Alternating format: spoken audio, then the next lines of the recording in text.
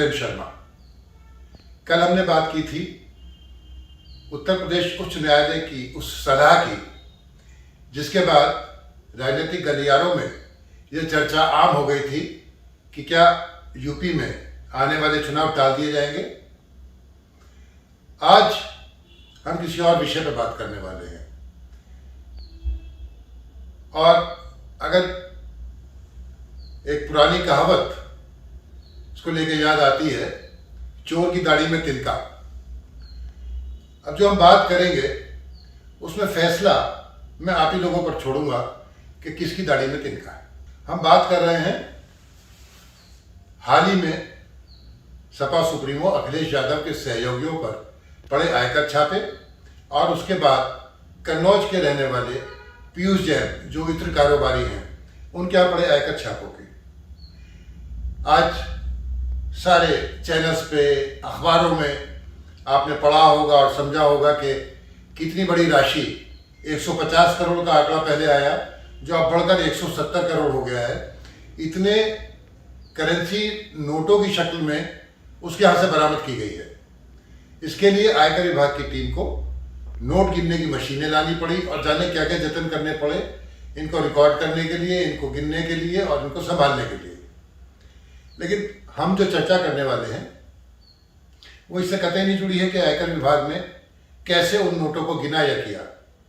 अब इसको लेकर तरह तरह के सवाल हो रहे हैं। जो विपक्ष है उसका वही आरोप है कि चुनाव से पहले ये भयभीत करने की और दूसरों को, विपक्षियों को बदनाम करने की साजिश है।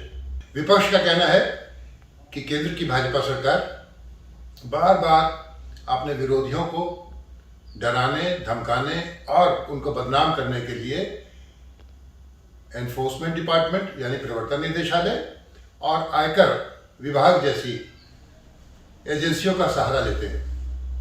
ये देखा भी गया है, चाहे वो पश्चिम बंगाल का चुनाव हो और तमिलनाडु का, तो आपको याद होगा कि एम स्टालिन के यहाँ जो छापा पड़ा था उसकी बड़ी निंदा की गई थी क्योंकि उसका समय ऐसा था।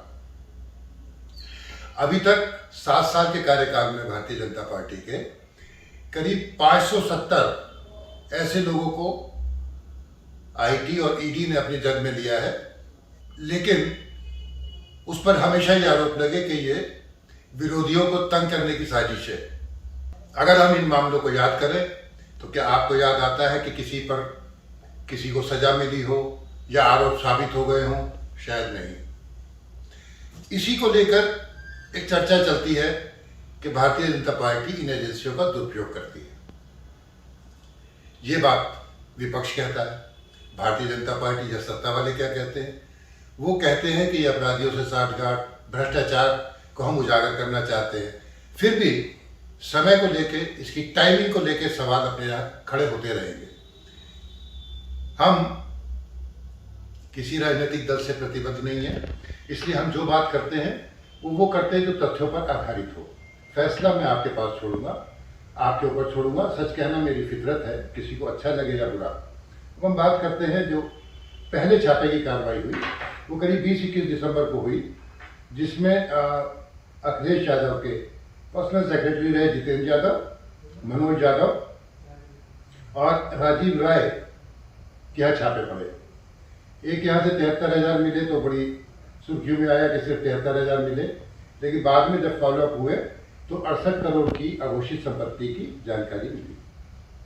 इसी प्रकार अब जो इत्र कारोबारी के छापे पड़ रहे हैं उसमें सब ने यही आरोप लगाया कि थोड़े ही दिन पहले, करीब 1 माह पहले, समाजवादी पार्टी के मंच से, अखिलेश उस मंच पर मौजूद थे, समाजवादी इत्र की लॉन्चिंग की गई थी और इस लॉन्चिंग के समय पंपी यादव, जो पंपी जैन भी वहां मौजूद थे, जो कि सपा के एमएलसी भी रहे हैं।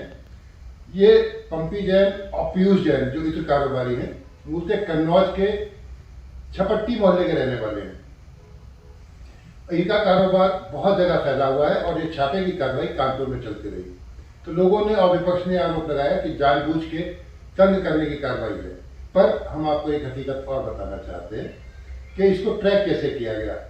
जानकारी ये मिली है कि गुजरात में 2 ट्रक सामान पकड़ा गया जिसमें ई-वे बिल और दूसरी चीजें या कागजात कम थे, उन्हीं को ट्रैक करते हुए आयकर विभाग यहाँ तक पहुंचा और ये कार्रवाई की। हम फैसला फिर आप पे छोड़ेंगे कि कौन सही कौन गलत, किसकी दाढ़ी में है तिनका। लेकिन एक बात बता देना बहुत जरूरी है, चाहे वो यूपीए की सरकार रही हो या एनडीए की सरकार रही हो, छापे पड़ने चाहिए, दोषियों को दंड मिलना चाहिए, पर सवाल हमेशा उठता है टाइमिंग को लेकर। क्या आयकर विभाग को इससे पहले ये छापे मारने की सुध नहीं आई थी? क्या ये इतने कारोबारी का इतना बड़ा कारोबार जहां से 170 करोड़ रुपए नगद मिल रहे हों, आयकर और दूसरे विभाग क्या सो रहे थे? क्या उन्हें चुनाव से एन पहले ही ये समय मिला ऐसा करने का? खैर, ये राजनीतिक दांवपेच है जो चलते रहेंगे। आप और हम मुस्कुराते रहें। अगली बार हम फिर मिलेंगे। धन्यवाद।